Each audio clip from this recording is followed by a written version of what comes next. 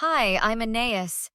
People usually think my name sounds fancy, but there's nothing fancy about how I grew up.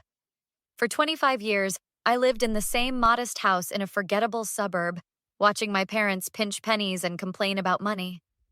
That's why what happened at last month's family dinner hit me like a freight train. Could you pass the salt, Aeneas? My mother, Eleanor, dabbed her lips with a napkin, her lipstick leaving a perfect imprint. Here you go. I slid the salt shaker across our table. So, how was everyone's week? My father, Richard, cleared his throat. Actually, your mother and I have some exciting news. My younger brother, Tyler, snorted, not looking up from his phone. Did you finally learn how to text without using all caps, Dad? More important than that, Dad said. We've sold the house. The green bean on my fork dropped back to my plate. You what? We sold the house, Mom repeated, beaming. All cash offer, 20% above asking. I set my fork down.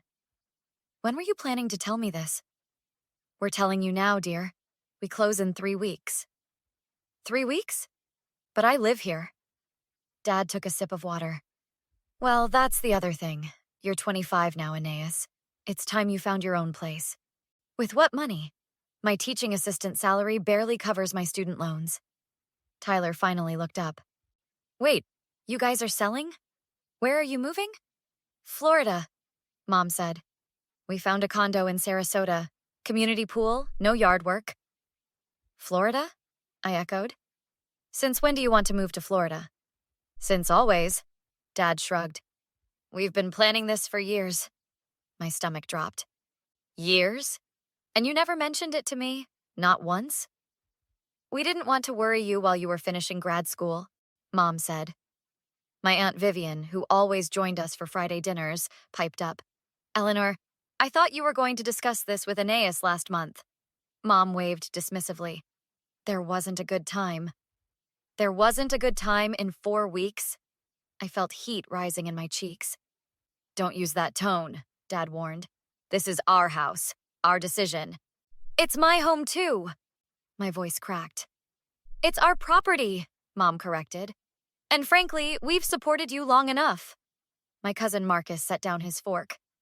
Aunt Eleanor, Uncle Rich, that's a bit harsh. The housing market is insane right now. Thank you, I gestured toward Marcus. Not helping, Marcus, Dad grumbled. Actually, I am helping, Marcus countered, because dropping a bomb like this over dinner is pretty messed up. Language, Mom scolded. Messed up isn't a bad word, Tyler snickered. I pushed my chair back. So, you've had years to plan your retirement, but I get 3 weeks' notice to find an apartment in one of the most expensive cities? With no savings? You should have been saving, Dad said flatly. Because we had an agreement. I felt tears threatening. I would focus on finishing my PhD and then start paying rent once I got a full-time position. Plans change, Mom said. And you need to be flexible. Flexible? You want me to manifest first and last month's rent in 3 weeks? You could move in with Tyler, Mom suggested. Tyler choked on his water. I have a studio with a pull-out couch. That's not a solution. Vivian set her wine glass down with a thud. Eleanor, I can't believe you're doing this. We're not doing anything to her, Dad insisted. We're finally living our lives. At my expense, I whispered. Don't be dramatic, Mom sighed. You'll figure it out. That's when I realized something wasn't adding up. When did you list the house? Mom and Dad exchanged a glance. 2 months ago, Dad admitted. 2 months? You've known for 2 months that I would be homeless? Not homeless, Mom frowned. Just transitioning. To where? I demanded. No one answered. The morning after the dinner bombshell, I called Marcus. He picked up on the 3rd ring. Hey, you okay? His voice was groggy with sleep. No. Did you know about this before yesterday? About Aunt Eleanor and Uncle Rich selling? No way. I would have told you. I paced my bedroom, eyeing the bookshelf I'd built myself. I don't know what to do. I have $847 in savings. You could crash with me, but my roommate's girlfriend is already living with us. I need something permanent, I sighed. I can't believe they did this. After hanging up, I called Tyler. Before you ask, I had no idea they were selling, he said immediately. You sure? Mom seemed to think I could move in with you. That was news to me too. My place is tiny. I'm barely making rent. Did they ever mention Florida to you before? I pressed. A pause. Well, they did, didn't they? They mentioned condos last Christmas, he admitted. But I thought it was a someday thing. And you didn't think to mention this? It wasn't my news to share. I thought they were including you. Do you know if they've been saving? They've complained about money my entire life. That's just how they are. But Dad mentioned their retirement fund doing well. The one they said was barely enough to scrape by on? I'm sorry they blindsided you. It's messed up. It's more than that. Hey, do you still have that friend at First National Bank? Jenna? Yeah, why? No reason. Talk later. My next call was to Aunt Vivian. I was just about to call you, she said. Are you all right? Not really. Did Mom and Dad ever put this house in a trust or family arrangement? A long pause. Why do you ask? When Grandma died, I remember her saying something about the house stays with the grandkids. Vivian sighed. Your grandmother did want that. She left money to pay off the mortgage with the understanding that the house would go to you and Tyler. My hand tightened on the phone. Was that in writing? There was a letter with the will. Not legally binding, but the intention was clear. I reminded your father last year. He said plans change. The same words Mom used at dinner. Vivian, do you have a key to Grandma's filing cabinet in the attic? It's on my key ring. Can I borrow it today? 2 hours later, I found a folder labeled House, containing a letter addressed to my father. The final paragraph read, The money I've left is to free you from mortgage payments, with the understanding that this home will remain in the family for my grandchildren. This is my final wish, Richard. There was also a bank statement showing a transfer of $175,000 to my parents in 2010, labeled Mortgage Payoff as per Elizabeth Miller's will. I took photos of everything, then called Jenna. The following Friday, I arrived at dinner with a manila folder tucked under my arm. Everyone was already seated. Sorry I'm late, I said, sliding into my chair. I had a meeting that ran long. A meeting? Mom raised an eyebrow. About what? My housing situation, since I only have 2 weeks left to figure it out. Find anything? Dad grunted. Nothing in my price range. But I found something interesting in the attic. Mom froze. What were you doing in the attic? Looking for my winter clothes. Found Grandma's filing cabinet instead. The room temperature seemed to drop 10 degrees. Dad set down his fork. That cabinet is private family business. Exactly, I nodded. Family business, which I'm part of. Tyler looked between us. What's going on? I pulled out the folder. Grandma left money specifically to pay off this house's mortgage, with the understanding that it would stay in the family for the grandchildren.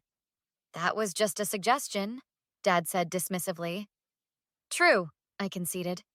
But the $175,000 transfer from her estate specifically for mortgage payoff? That happened. Mom's face paled. You had no right to go through those papers. And you had no right to sell a house that Grandma intended for Tyler and me? We can do whatever we want with our property, Dad insisted. Actually, I said, pulling out another document, that's debatable. I found something when researching property records. I slid a printout across the table. It was a property tax statement showing both my parents' names and my grandmother's name still listed as co-owners. Her name was never removed from the deed, I explained. Which means her estate still owns 1/3 of this house. Dad's hand shook. That's just a clerical error. Is it? Because when I spoke to a real estate attorney yesterday, he thought it was significant, especially with her written intentions. You spoke to an attorney? Mom's voice rose. I did, and he suggested I could potentially contest the sale. You wouldn't dare, Dad hissed. I wouldn't want to, I said, but you've left me with no options. Marcus whistled low. Uncle Rich, Aunt Eleanor, she's got you cornered. Stay out of this, Mom snapped. No, I don't think I will, Marcus replied. Because what you're doing to Aeneas is wrong. We've supported her for years, Dad protested. As you should have, Vivian interjected. She's your daughter. Tyler finally spoke. Is it true? Did Grandma really leave money for the house to go to us? Dad's silence was answer enough. I can't believe this, Tyler muttered. You've been lecturing me about financial responsibility, and all this time, you've been planning to pocket the money from a house that was supposed to be ours? It's more complicated, Mom insisted. It's really not, I countered. You took Grandma's money, made us think you were struggling, and now you're selling her house out from under me with no notice. What do you want? Dad asked, his voice low. I pulled out a document my attorney had prepared. Either you cancel the sale and honor Grandma's wishes, or you compensate Tyler and me for our share of the house's value. That's extortion, Dad sputtered. That's negotiation, I corrected. And it's your choice. We can handle this privately as a family, or we can let the courts decide. Mom stood abruptly. I think you should leave. Fine. I gathered my documents. My lawyer will be in touch tomorrow. As I reached the door, Dad called after me. Aeneas, wait. Maybe we can work something out. I turned back. I'm listening.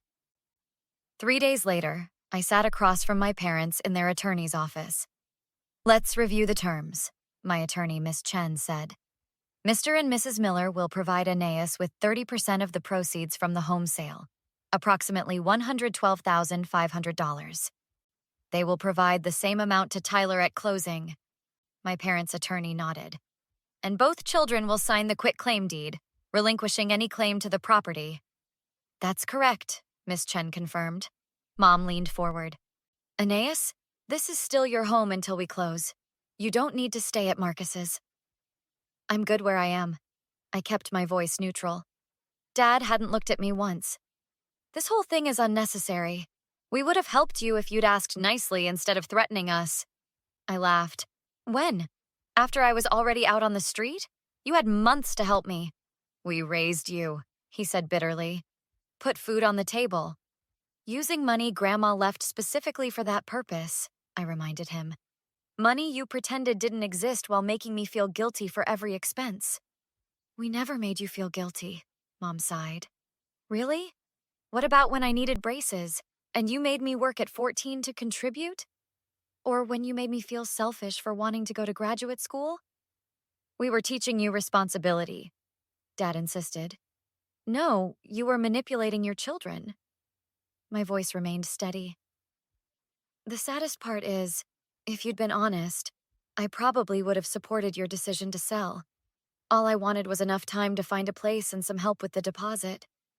Tyler nodded. Same here. You didn't have to lie. Mom's eyes welled with tears. We never meant to hurt you. But you did, I said simply. Is there anything else to discuss? Miss Chen asked. Just the timing of the disbursement, my parents' attorney said. The funds will be transferred within 24 hours of closing. And my clients want written confirmation that Aeneas and Tyler will not contest the sale or make public statements about this dispute, he added.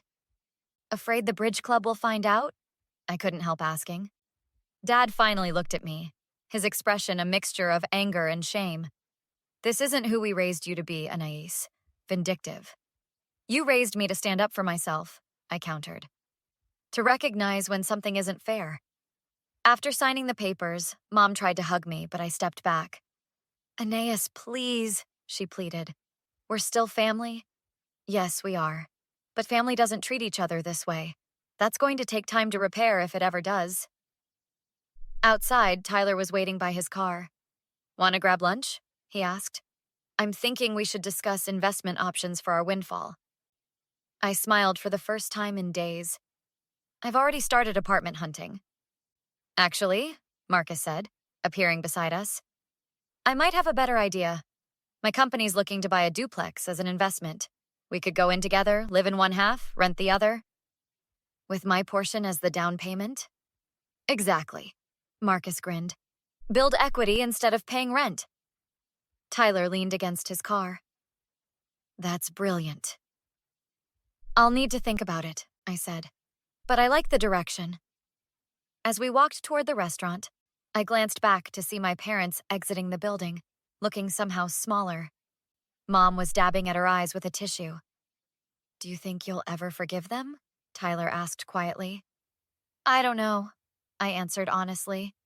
Right now, I'm focused on building my future, one they can't control. Marcus held the restaurant door open. Here's to new beginnings and standing your ground. I'll drink to that, I said. But first, let's talk numbers. I'm never going to be blindsided about money again. Later that evening, my phone lit up with a text from my mother. We're sorry, when you're ready to talk, we'll be here. I set the phone down without responding. Maybe someday we'd rebuild what was broken. But for now, I had a home to find. One that was truly mine. What would you have done in my situation? Would you have confronted your parents or tried to find another solution? Let me know in the comments below.